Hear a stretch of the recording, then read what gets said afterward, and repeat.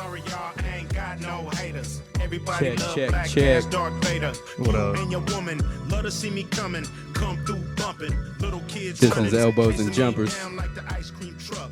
Episode 8. They never light me up. Appreciate you, Skrechy. Nigga, baby, hype me up. Fucking up. We got What the up, usual. Brady? We got the usual starting lineup. We got Skrechy Scratch on the ones and twos. What up? What up? Rudy, and we got the superstar of the show, the host with the most from coast to coast, What Mr. up, what Dennis up? Patel. Mr. Dennis Patel. Oh, damn, got the whole government out there. And somebody's birthday. Chill out, chill out. Somebody just had a birthday. So welcome, guys, man. Welcome to, what is this, episode 8? Yes, sir. So we're here to talk about a lot of things going on in Houston sports as normal. I mean, it seems to be that we can't stop with the storylines. We're going to talk about, of course, the Rockets and the current situation that their franchise is in. The Texans, same thing. And then let's look at a holistic view of Houston sports as a general. Let's start it off with a little bit about, what the point of even watching this stuff is. I mean, here we are in the middle of this whole pandemic where we're having a whole different lifestyle. We're thinking about work, thinking about responsibilities.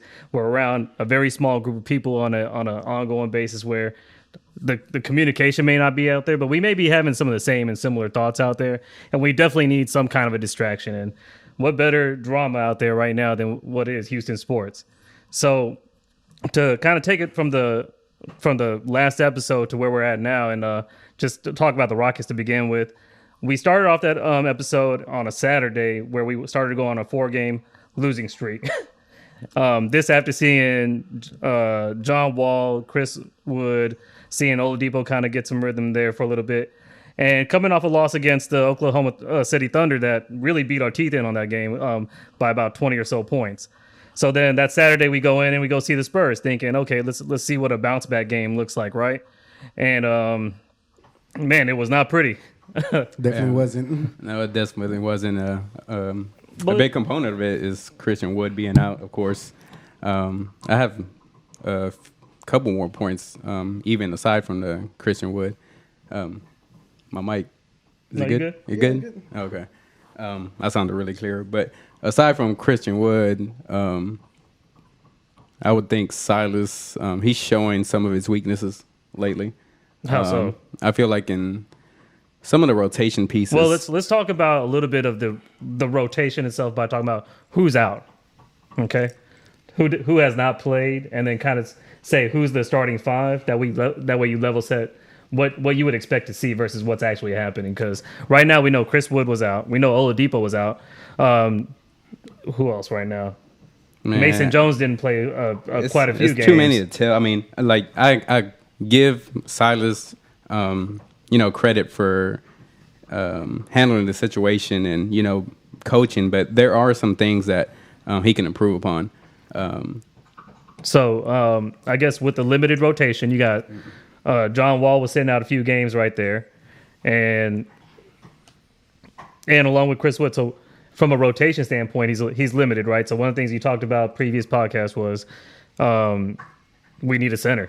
We need somebody besides Boogie Cousins who still, he struggles with the foul call. He struggles with the mobility on defense.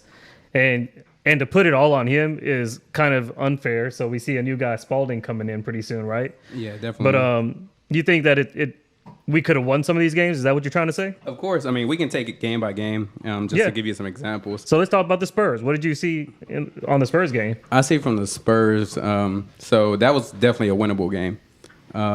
What happened was that Eric Gordon was taking the point guard role over a little too much. Since then, it's improved where he's playing more of that two guard. But at that point, he could take advantage more of your Mason Jones. Had some more of a facilitator there. Mm-hmm. And you saw that. I mean, specifically like Eric Gordon running point guard. Yeah, that's why I just said that. Yeah. So I mean, Eric Gordon, phenomenal player, but for him to run the point guard, I think is asking too much.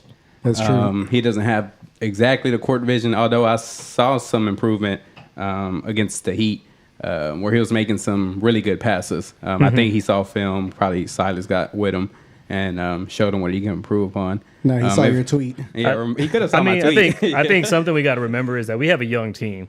And one thing that's very clear is that the first 3 quarters of every NBA game, for anybody that's a layperson, those are typically going to be tight games, or they're going to kind of they're going to show where they're at. And if you can manage to be tied or within 10 points going into the fourth quarter, that's where the cream and the talent of the NBA starts to rise. Mm-hmm. Some of the maturity, some of the situational awareness.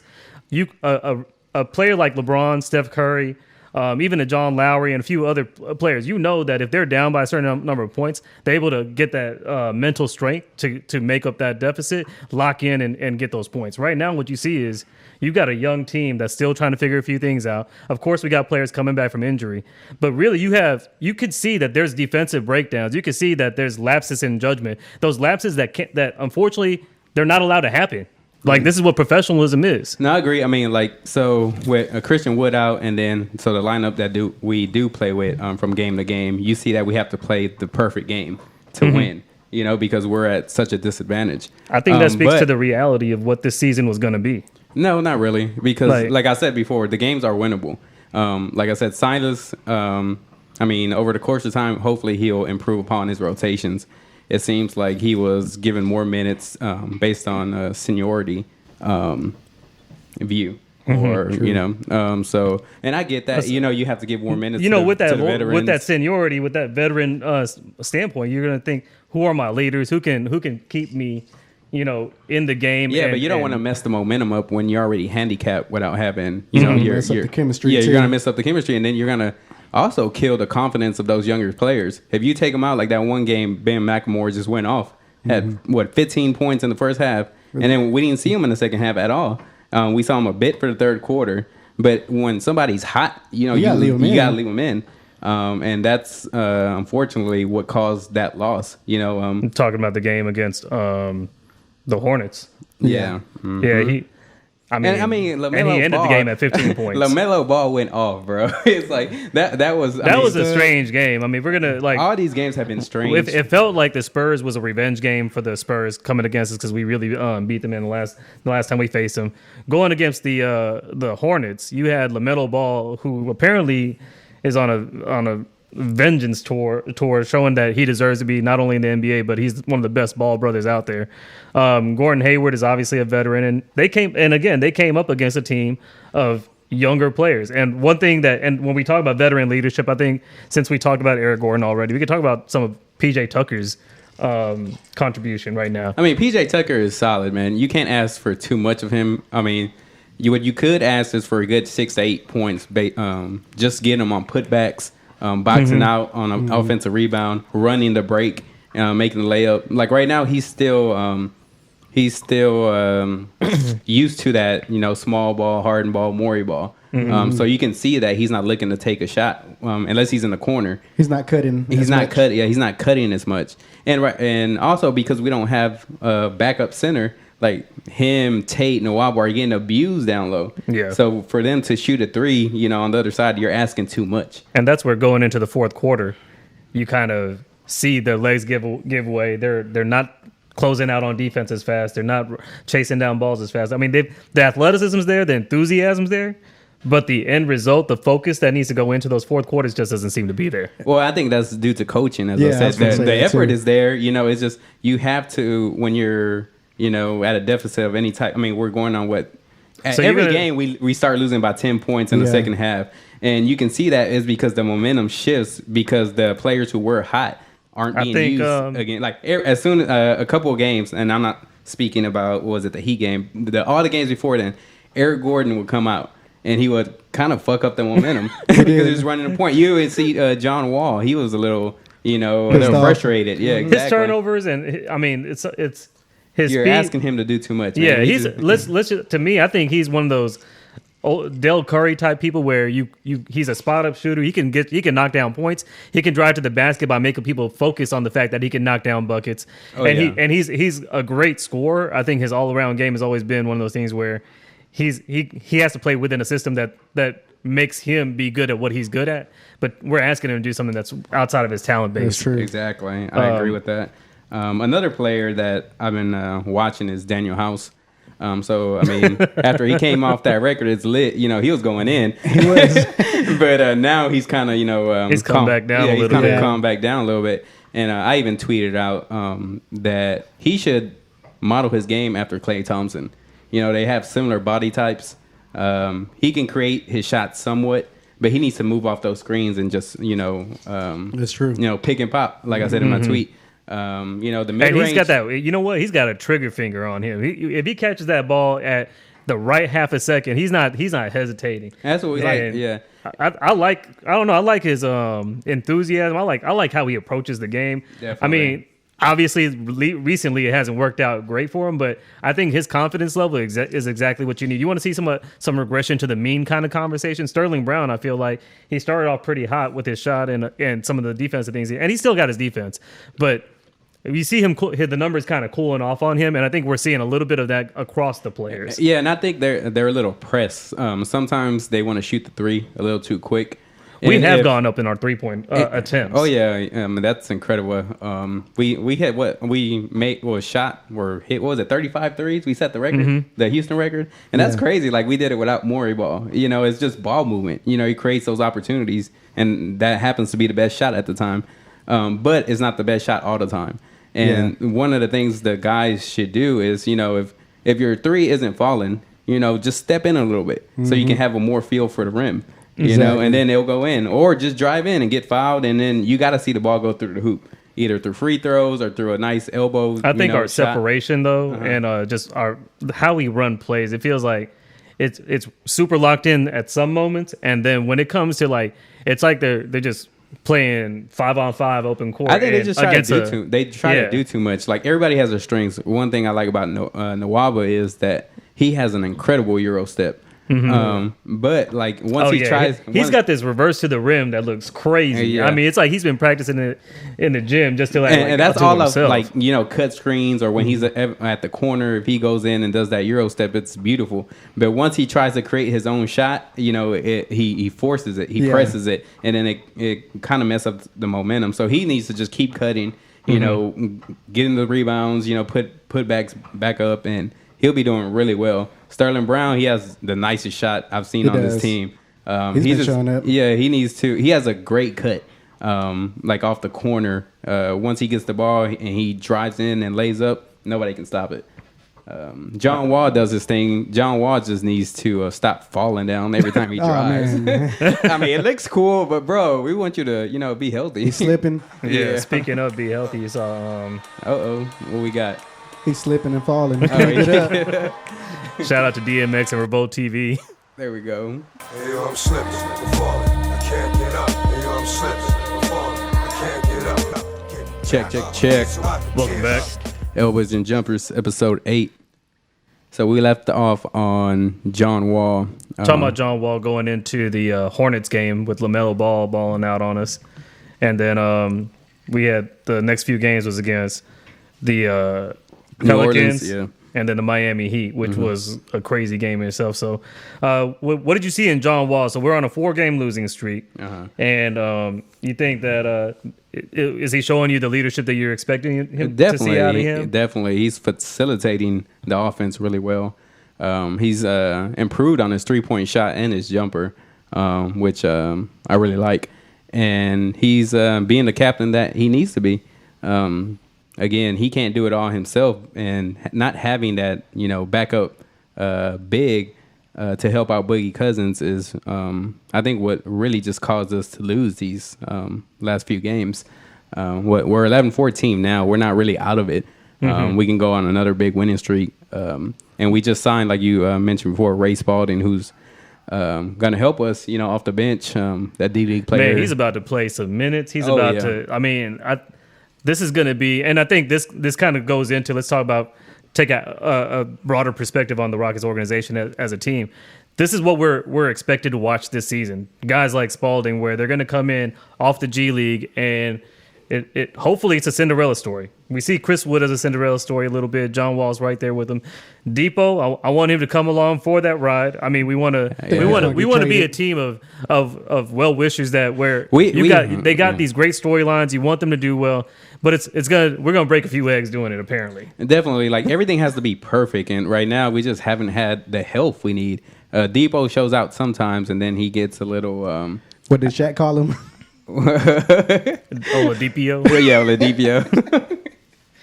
Anyway, like I mean, you can tell he's a good player. He's just not confident just yet. I don't know if he's a good player right now. He drived in and just smashed on old boys in the last game. Against, I think he has athleticism. Yeah, definitely. But I think every NBA player knows that athleticism has a expiration date. Definitely. I mean, and I think he's at that point where I don't know if he's. I mean, I think Grant Hill is one of the best examples of somebody that came back from a tremendous injury and was able to make a career out of being a different kind of player, a smarter player. And I think Oladipo has that tool set of basketball smarts. But you weren't seeing Grant Hill driving in and smashing like Oladipo was on his last game against the Heat. I mean, you'll see him doing it on the fast break, and it was very slowly. I think these moments where Oladipo flashes like that is going to be a far and few in between. So I don't expect much from Oladipo this season. I feel really bad for him right now. I don't feel bad. It's just he has to recover. It's like give him some time. Like, I think he's out 7 games. That what? I don't know. I don't know what. Yeah, he's out with that foot Wood's injury? out another 7 games. Yeah. But he's always when we talk about being 12th in the West, 11 and 14. Yeah, there's upside in just having a John Wall on your team. But we're 2 games away from the 8th spot, so it's no. I'm not saying. The way you're speaking it's close. It's a little negative. I mean, what I would say is that do you expect to win every game here on out? No, obviously no, not. Of course not. We'll go on another win streak, and especially when Woods come back. Wood or Woods? Wood. I think you've been saying Woods for the past. Christian Wood. But no, I mean, I'm just trying to be realistic in what I see from this. And again, this is a COVID year. There are injuries that are going to occur. It sucks, man. This NBA season is like all we need to do is get to the playoffs and make some noise, healthy. It's a hard championship. By me saying that, if I'm an average sports fan and I just want to check into the Rockets game, should we be expecting a win every single time? No, but what you should see maybe is a team that's learning how to play together, that has great storylines, that have. I mean, you've got David Nwaba, who's just an all-out effort kind of player. I know what you're saying. It's unfortunate circumstances right now. Absolutely. Because if Christian Wood wasn't out, we would have been on an even bigger winning streak. Yeah, and we're missing scoring from a lot of our games. The defense is up there. I think we're number 2 or even close to 1 in defense ranked in the league in defensive efficiency. Is that surprising to you? No? I mean, we got to make it somewhere. If you're not eating on the offensive side, defense is where you got to make it happen. I mean, but defense is the hardest part And matter of the game. fact, the thing that would compare this team to, if it had any kind of outside chance at anything, would be a Detroit Pistons 2004 kind of scenario where there's definitely not any one good similarity component that's going to take you to the promised land. Yeah, it's the Detroit Pistons. There's a lot of things if they just happen to fall right. If people learn a little bit their lessons during the regular season, maybe something happens. No, but the thing is, like with teams, but the shit ain't gonna be pretty. No, I mean the shit currently is not pretty. I guess the positive side of what's going on this season is that all teams hit that struggle bug. And hopefully it's only in the beginning of the season for us, and this team only changed so many games ago. It's not so. Our season technically started when Harden left the team, so they're still in the early stages of that part of the season where you learn how to play with each other. So we're only 25 games in exactly. Yeah. So and I think we have a lot of basketball left. And in our like first 15 game scenario, we're still on track to possibly go 10-5. I mean, we're not too far out. We went on a winning streak. We dropped 4 games, but overall, if you look at that time span, we're still on the winning side of things. So definitely, and that's with injuries, and that's playing in a tough Western Conference. For sure. Just to talk about the Western Conference, just to level set where some teams are at right now that may surprise you. Utah's currently number 1 in the West at 21-5. The Lakers are 21-6. The Clippers are 19-8. That's a team where you might have thought there was a lot of turmoil going on in the beginning of the season, and they're definitely there. The Phoenix Suns are 15-9.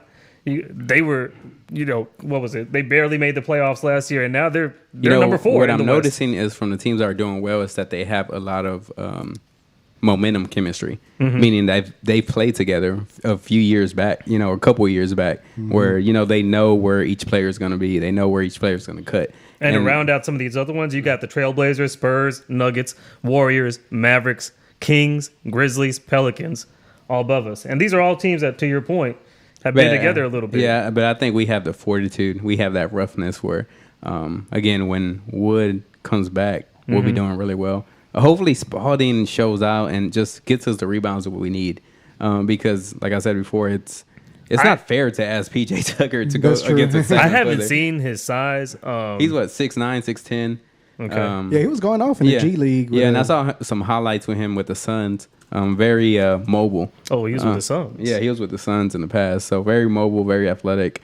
And he's gained weight since last year in the Suns. He looks a little more stockier. He's grown out a fro. So that fro gives a couple inches of height. That's the intimidation factor. He's 6'10", 215 pounds. What? Well, this is this is NBA reference, so hopefully when we see him, he'll be 240. He looked a little thicker now. Okay. They're having a play-in game this year, right? Yeah, they're doing the play-in. I think they're gonna keep that, but I guess we got to talk about the wild card again, Kevin Porter Jr. Oh yeah, because have you seen a few games of highlights? Yes. I like it's what looking I'm seeing. nice. I think So it should let's make talk Dennis about really. First game in a whole year. Yeah. Let's talk about that. That kind of ties into. Right quick? Can I wait? So I think Dennis is going to be really his heart's going to be filled. Oh my God, I already know what he's gonna say. Why do you think? What about Kevin Porter Jr.?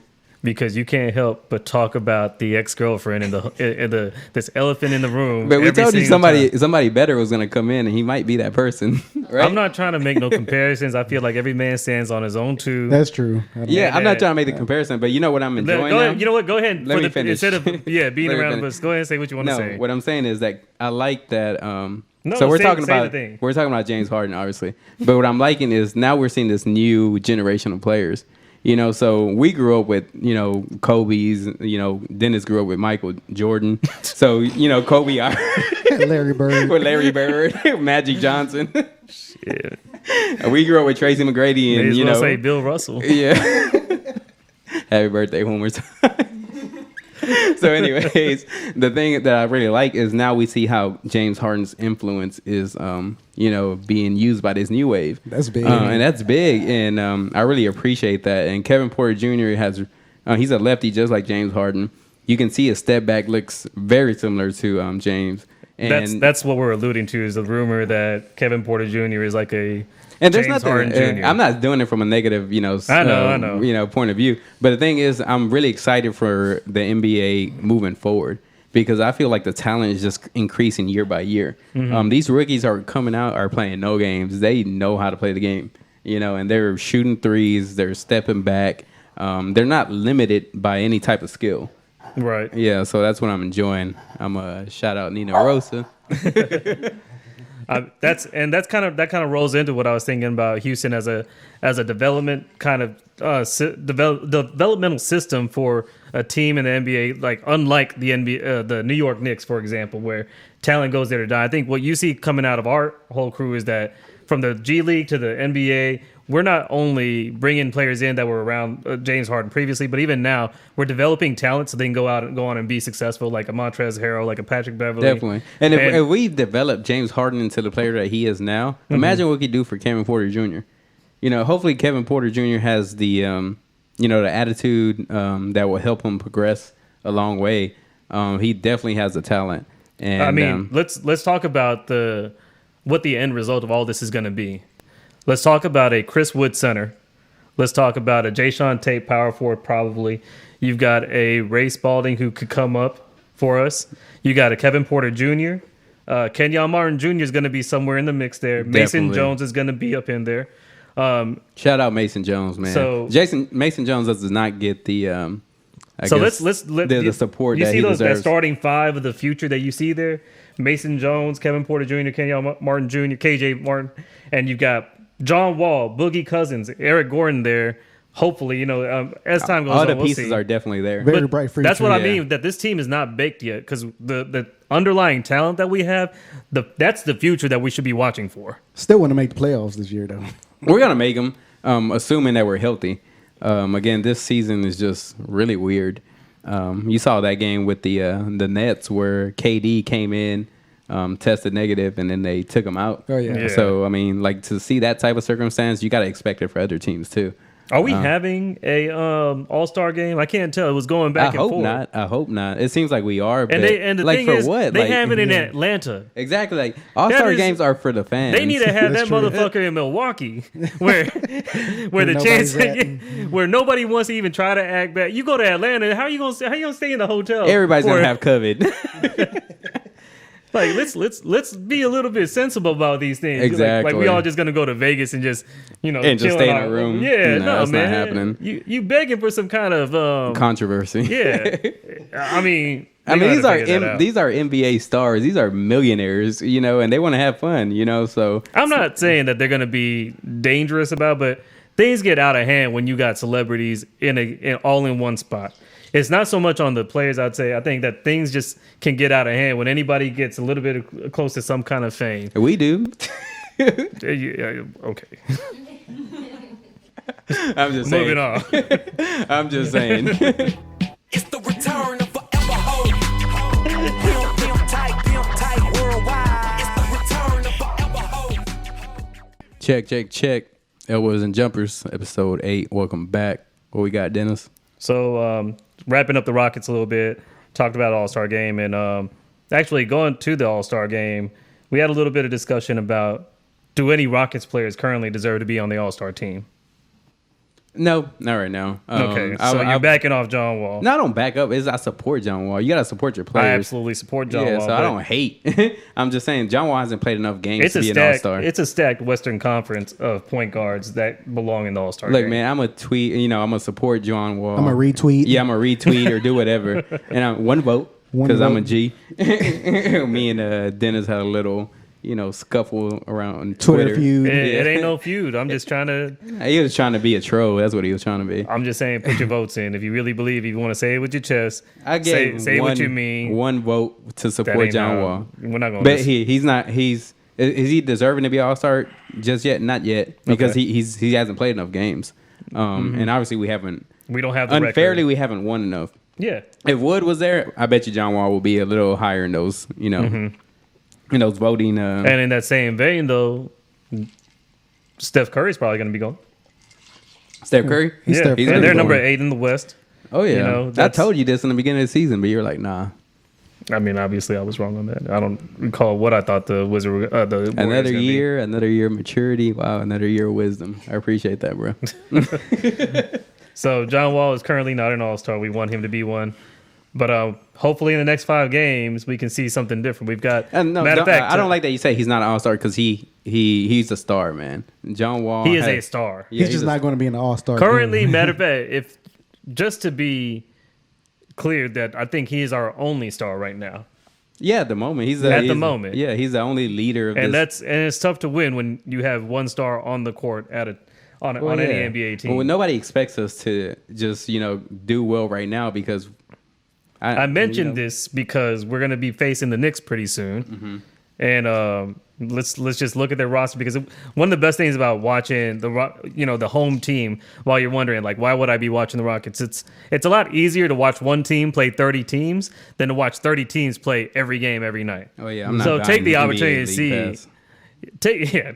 Take this time to see, if there's a team that interests you, why is a discussion happening or not happening? And we'll take a look at the Knicks, where they've got guys like Julius Randle, Elfrid Payton, Man, they got a good Nerlens team. Noel. They have a good Nerlens team. Noel is one of those centers where I kind of feel like if we could pick him up somehow, some way, I don't like Nerlens Noel On the at Knicks? all. Yeah, it feels like he would be cheap for us to get, though. he's injury just prone. cheap enough, They got Very Derrick injury Rose prone. back. Oh yeah, They they do got- got Derrick Rose back, but which is kind of strange. I mean, because they're trying to make a run. They're trying to win. New the York, East. yeah, New York is a big market, and they've been losing for like ever.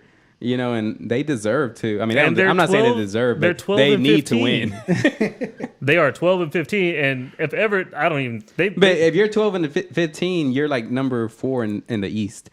That's true.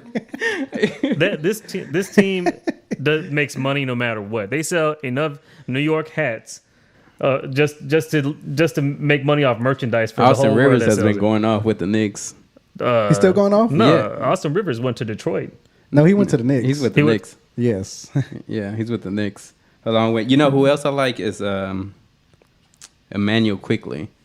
So you probably seen the little short clips on Instagram where he gave thanks to Lou Williams. Oh, yeah. So that was really cool to see. He said, you know, you're one of my favorite players.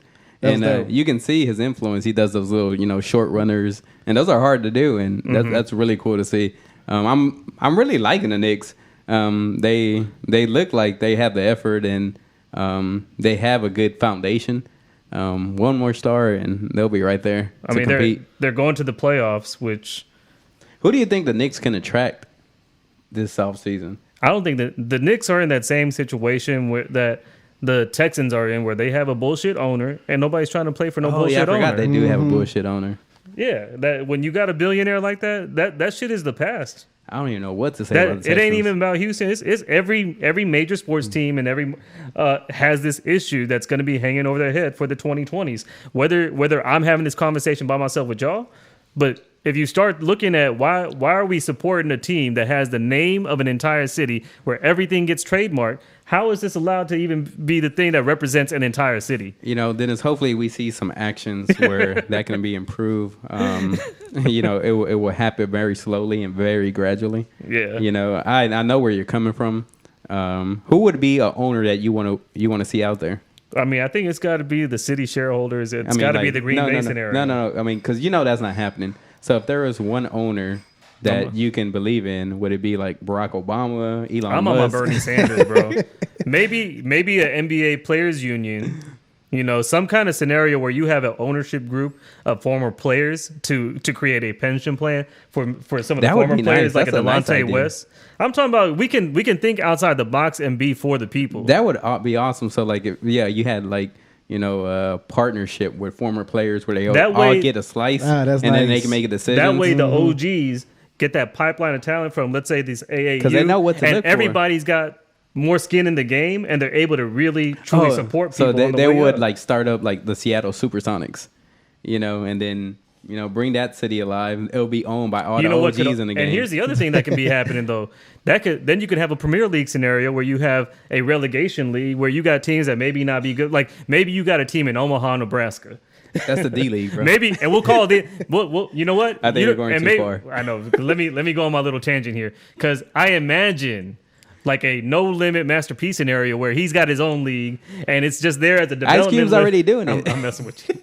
Nah, but I mean like a real, like, this thing is part institutionally made to basically support the current, the players that are trying to get into the league and the former players, and all have a system in place so that way it's a self-sustaining economy that could also then do some give back in other ways, because it would be a socially responsible corporate You heard partner. it here first on Elbows and Jumpers. Elbows and Jumpers. Going into that, I'm gonna go into hate mode, because we talked about how John Wall is our only All-Star and how it's hard to make it in the NBA when you're your only All-Star. And after the Knicks, we have the Washington Wizards up next, where we have our former quote unquote All-Star Russell Westbrook over there. Yeah. They've been shit. How do you feel? Yeah, they've been like shit, huh? Mm-hmm. So this was Harden's number 2, where we didn't make it to the finals because Westbrook was his number 2. Now you see the Wizards. A system. It's a system. It ain't that this Wizards team is damn near bottom of the Eastern Conference, is it? Yeah, I would believe so. They're probably the worst. They are team. 6-17. Ooh. Yeah. And by the way, there's still a Bradley Beal there, right? Yeah, but they don't have the system. Scotty Brooks is not doing his job. Okay. That's your answer. That's your answer. All I'm saying is you see the end result. The end result. If Scotty Brooks was doing his job, Russell Westbrook would be playing small forward right now. He can't run the point like he used to anymore. Nope. Mm-hmm. Part of it is injury. You know, he doesn't have the shot out Nina Rosa one time. or 2 times. You gonna shout her out every time she barks? She does, so people know that that's our mascot. I'm gonna start putting a little picture on Yeah, a dean a every little time. face. Yeah. Every time she barks. So that's what I was saying. Like Russell Westbrook is, he's just not in the right position. He needs to move to that 3. Once somebody moves into the 3, you're gonna see like, oh shit, he's like an MVP type of player. He can lock anybody down at the 3. I'm gonna say something somewhat controversial. I feel like he's in his mellow years, where a team. Damn, like that. Yeah, he's in his mellow years. Melo's going off lately. That's what I mean. That's But that and by and downfall it ain't. Oh no. It ain't I know what you mean. a negative. He just needs the right situation. Yeah. He needs the right situation where it's not just, does Melo have that turnaround jumper? Does he have that wet 3-point shot? It's really about what is the system, what is a framework that he can work within to be successful. And Westbrook really needs that. So, man, I can't believe we had Melo on the Rockets, bro. Like for him, and the thing is, like he was shitted on after he left the Rockets. He couldn't get a gig. Now it seemed like there was too many. Can I finish? Yeah. And now he's with Portland, and like he's probably like the 3rd option after Lillard and McCollum. Mm-hmm. And he, you don't go to him for the winning shot. But he's gonna hit that clutch tree. Oh man, he's balling. He hit McCollum's out too. He's been doing really well. Yeah, and man, him, Chris Paul, James Harden, if they would have stayed out and then build upon another year, that would have been something special to see. Unfortunately, it didn't happen. Yes, correct. That's why we have to move forward. I mean, What's the No, next I'm just game? saying, like, don't. Why I'm saying that is because don't just forget about Westbrook. Give Westbrook the time to flourish in Washington. Yeah, but let him take on another role, Okay. just like Carmelo did. Westbrook, bro. If you can move to the small forward, you would dominate. Nobody's gonna hold you at the small forward, and then you're gonna have more legs. You don't have to facilitate offense. Let a rookie or Beal run the offense, and you'll see that team will do really well. Do you consider? So we got the Knicks. Is that a W or a loss? Do you think every game's a win at this point? Is that what you're saying? No, I just wanna I'm be clear. realistic. You're not realistic. I am. No, I'm asking. I'm really asking. What is it? It depends on Ray Spalding's play. If he Okay. can get us rebounds, So that's yeah. what we're watching the next game Is Ray tonight Spalding. for, is to see Ray Spalding be that center that we And I so don't even know if desperately Ray need. Spalding's playing tonight, so we got to confirm that shit. Might as well. Mm-hmm. But But if he plays tonight, we have a very good chance of winning. truth be told, we need his ass tonight. Yes, Like, Bad. we I need mean, Kevin Porter Jr. tonight too. This ain't really one of those scenarios where, just as a fan, be like, yeah, it'd be nice if you. No, No, the we motherfucker need needs to him. play tonight. We need a fucking center because Boogie is not playing all the minutes. PJ Tucker looks a motherfucking injured. Ray Spalding needs to fucking play. We need the emergency I button. love Push the emergency button. I love this energy by Dennis because he's showing that he really does want the Rockets to do well. Yes, I do. So even okay, Like, so, I mean, I'm gonna swallow these L's that they give us because, this and that happened. Somebody was injured, but this is the New York Knicks. This is a team that you're supposed to go in and basically beat just off GP. Yeah. Just because That's of history's sake. if the Ghetto because- Boys can go to to Madison Square Garden and sell it out back in the 80s, then we should win with just this team off of realness and GP, like you said. Just saying, man. We're just gonna give the Rockets a W if Ray Spalding wins because it's the fucking Knicks. Yeah. No disrespect, respectfully. Yeah, and then we got Philly. And then wait, we got the Wizards. Yeah, we talk about the Wizards. But are we gonna win that game? We should Against Westbrook. We should, and but that's all a that revenge. talent. That's a revenge game for the Wizards because they got their ass whooped. Yes, they did. But we should Yes, win. they did. And it's on Monday. That's a 2-game winning streak. It's on President's Day, so hopefully that's that one game you get to watch before having that sense of dread feeling about the next day at work for some of y'all. Some. So And then we you got the Sixers. 76ers. Yeah. I'm excited about that because Why are you one excited? thing about having a team that is kind of on the outside of the championship window, you hope and wish for the best, but you got to you kind of get that secondary team to kind of watch and say, if I were to watch a team, who would it be? Would it be the Sacramento Kings in the past was one of them? Sometimes for some people, it's a team like the Lakers. Maybe it's the Mavericks or the Spurs. And maybe it can be a combination. I think for me, the 76ers are the basketball experiment that I enjoy to watch. I like Joel Embiid. He reminds me a little bit of Baby Akeem in some ways. He does. I agree. He's developing. He's only getting better. So exactly. There's something exciting about the way he plays.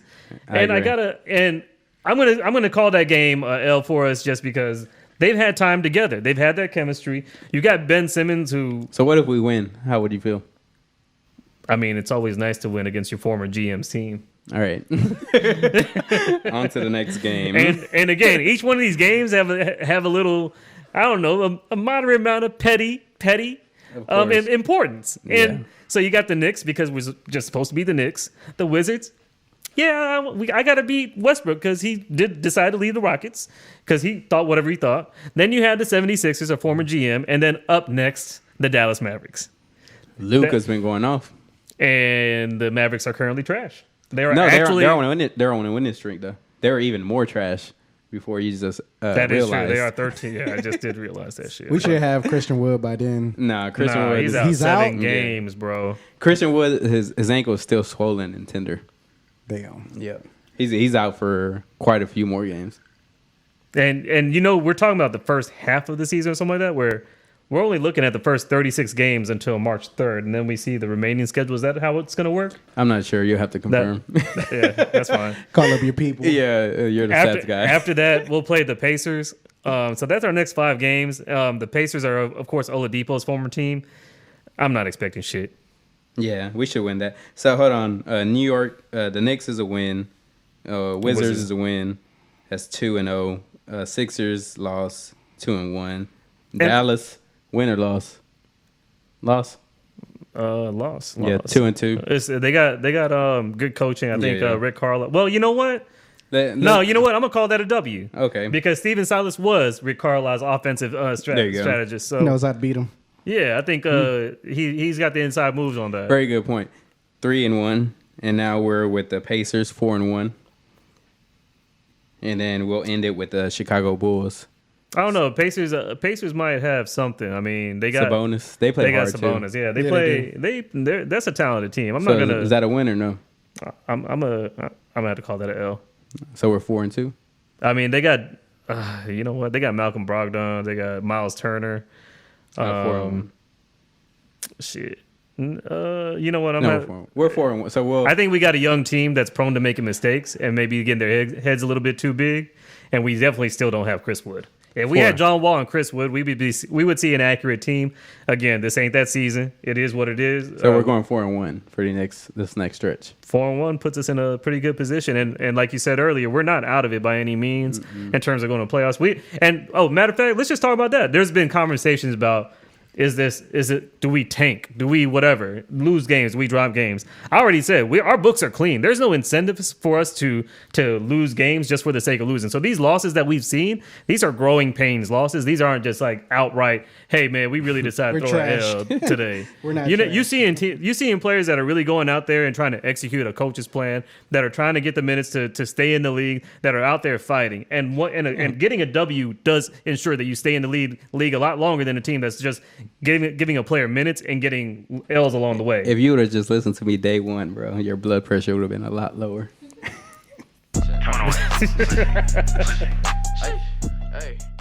Elbows and Jumpers, episode 8. So coming off that, so I think again, it's not worth tanking. We're going to see some games being won. We're going to see some games being lost. But what you are seeing is a franchise being built. Speaking of franchise being built, let's talk about franchises that are being currently dismantled, apparently, with the Texans. Definitely. We just released J.J. Watt. Salute J.J. Watt for all your efforts and all you've done for this organization and for the city, most of all. I'm actually happy to see him leave. He brought positivity to a team that was losing. I'm happy to see him leave because I'm happy for him to go to a better place. Hopefully it's the 49ers or the Steelers. If he'll be with the Steelers and, a real Houston legend right there. Yeah, if he goes with the Steelers and goes with his brother, TJ, then that would be pretty dope to see. Yeah, I'm not mad at the situation. I think it's just a really gloomy and doomy feeling to talk about the Texans because there's no light at the end of the tunnel. Yeah, as long as you have a certain kind of leadership structure in place, you can't. I mean, aside from you voting with your pocketbooks, voting with your eyeballs, so you're not viewing this content, move on from it. And I think that's matter of fact. Right now, I'd make the decision just move on from there and maybe go talk about the Astros.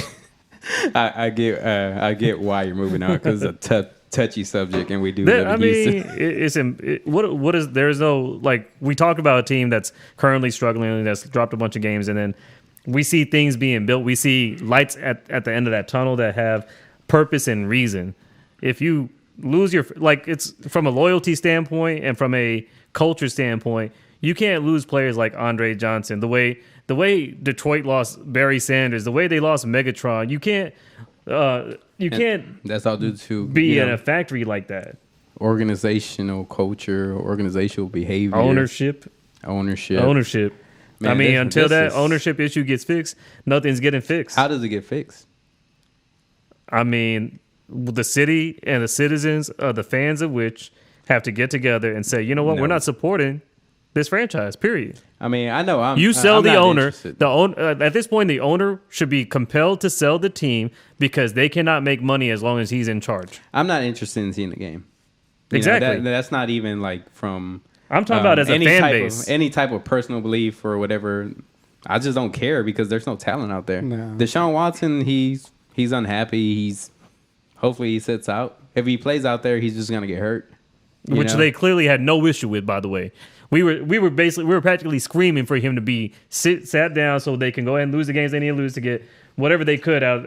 Our apparent superstar running back David Johnson just got cut, or is going to get cut. The one that got traded for DeAndre Hopkins. Deshaun Hopkins. I mean DeAndre. Yeah.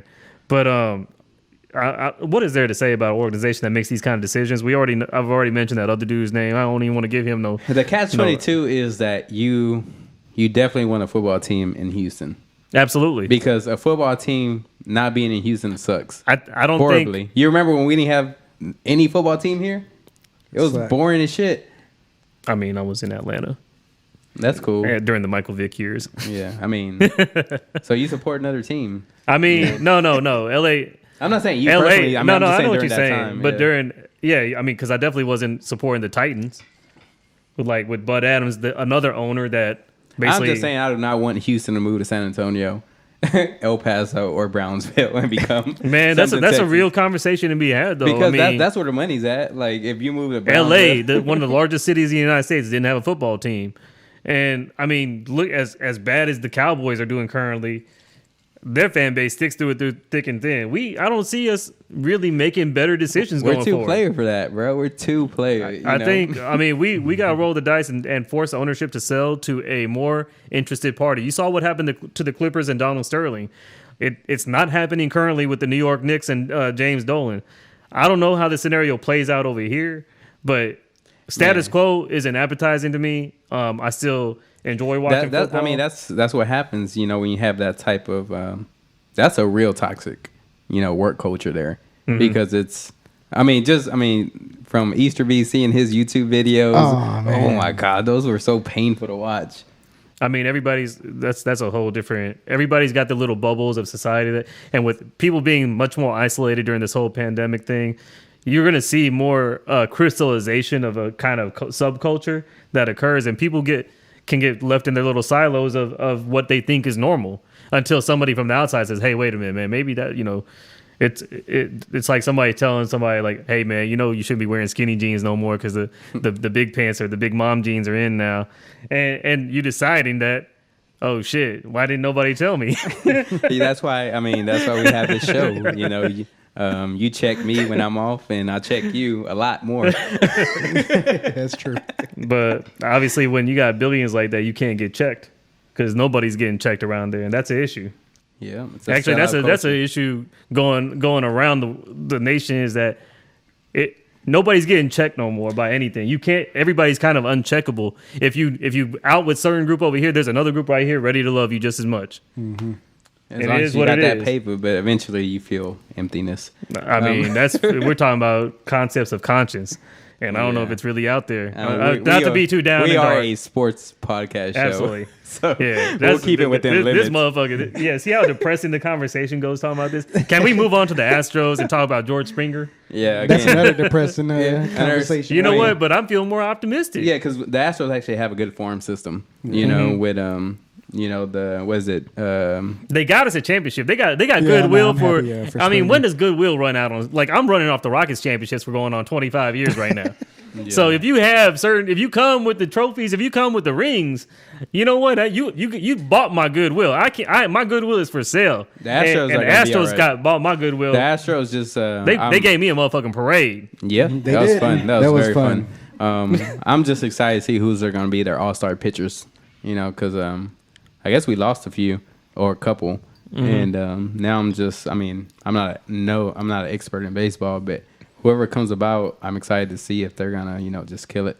We need an ace, and if we have an ace, then we can go far because Correa is still here. Yep. You know, Altuve's still here, and then we have Alvarez. Remember, he was hurt last year, so he's a big hitter. So we'll be all right. And I mean, we've seen the development happen with our current players, so I think that we'll see. We're gonna see growth out of that. And this is really the overarching theme of all this: is why do you watch sports in general? Again, there's a whole lot of things we could be stressing about and being, but give us some opportunity to at least have a common conversation topic. We can only talk about the weather so much as a city. We all live together. We're all here together, and we got to be able to relate to one another through common means. And this is one of those things. We should all, kind of pay attention to the Dynamo. They've got a season coming up as well, and might as well pay attention to SaberCats. We have to, Or the SaberCats. That came out of nowhere. They are your little league team. That or is what? our rugby team. Rugby. Shout out to the Skeeters out in Sugarland. Oh yeah, I fuck with the Skeeters. I don't know about the SaberCats. It's our AAA team now. Yeah. The SaberCats are a rugby team, so shout out to them as well. Nice. And, Shout out. and again, these are all things that we all live together in this one city. You've got a lot of out-of-towners that you'll see, rooting for the Saints over at certain places. You'll see the Pittsburgh Steelers fans everywhere else. But we grew up here. We have to have the things that kind of bind us together, despite some of these billionaire owners that go against putting a great quality product out there. But at least during these times we have something in common to talk about, whether it's good or bad. Kind of keeps us moving in the same direction together. And it's just another avenue to connect with one another. I think that's all this is about. Yeah, I agree. So go out there and support the SaberCats. Support. That's my first time learning about them, so I would. I do would that. start watching. See what I watching mean? We're just highlight trying to reach videos and people. everything. But no, the Dynamo, hopefully they have an exciting year. We may have a subject matter expert for the Dynamo coming up soon. I think that we can focus some of our efforts into some of our other teams that we have here. I mean, you don't have to disregard a whole sport, but you can learn about another one. Understand that, let's get some diversity in our school of thought, maybe learn and grow with each other a little bit. So please, don't give your money to the Texans.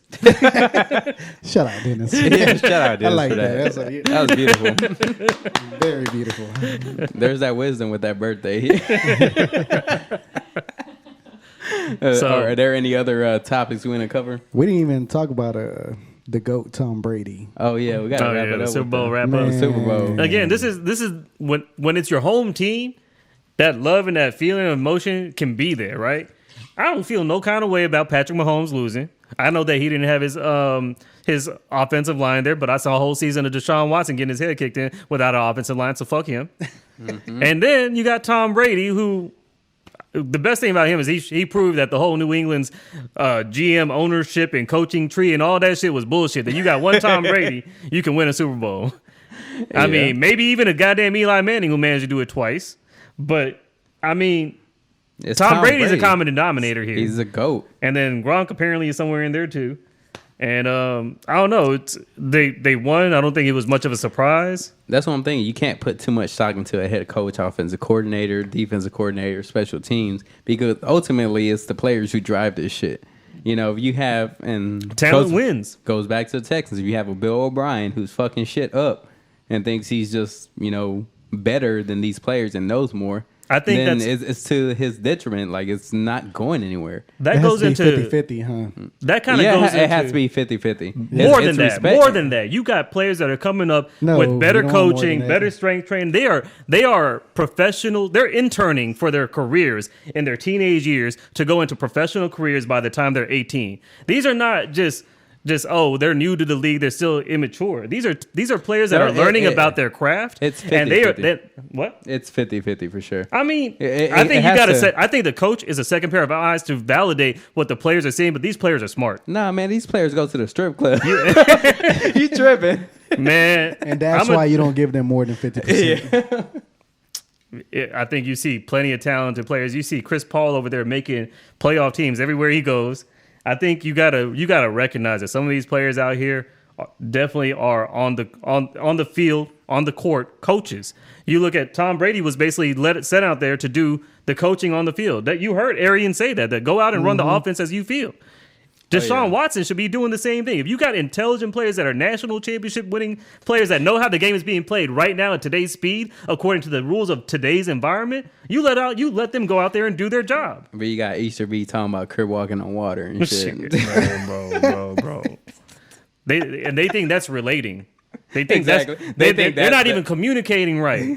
They're not over there communicating properly to the level of, that the players need to hear. I'm not talking about jargon. I'm not talking about slang. I'm talking about saying things on a level that communicate the meaning behind the words.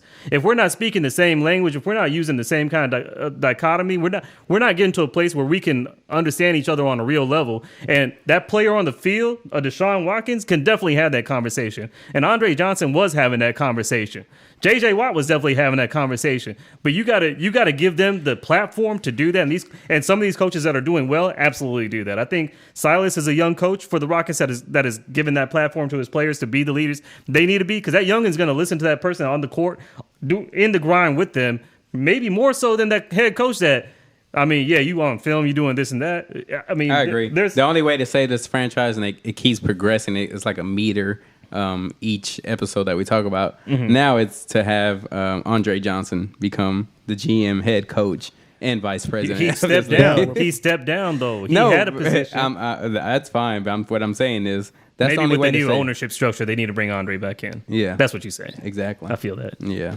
But yeah, there needs to be some more of that player accountability with ownership of any sports team that's in there, because I think they earned that right. Definitely. I think these players have. I mean, again, there are morons out there. I'm not gonna say this. There are people out there that don't get the training for the on-the-job training that they need to get to where they need to get to. Every career, there's some kind of licensing. There's some kind of check mark that says, I took this certification. I did this thing. You have NBA players and football players being sent through the ringer, working after school, going through training, doing all this work for their future jobs and their professions. So to say they cannot have a hand in that decision-making process today, I don't know. I think I'm a big fan of these Zoomers and these younger kids. They've got a level of education through just the sheer access through it, just to be able to type a question into Google. You can't discount that. They have a wealth of knowledge at their fingertips, and I think they can go out there and make plays that are right for the moment. Yep. Like you can't. I mean, there's experience, but there are things that are happening that if you an old head, you're gonna get left behind. Real shit.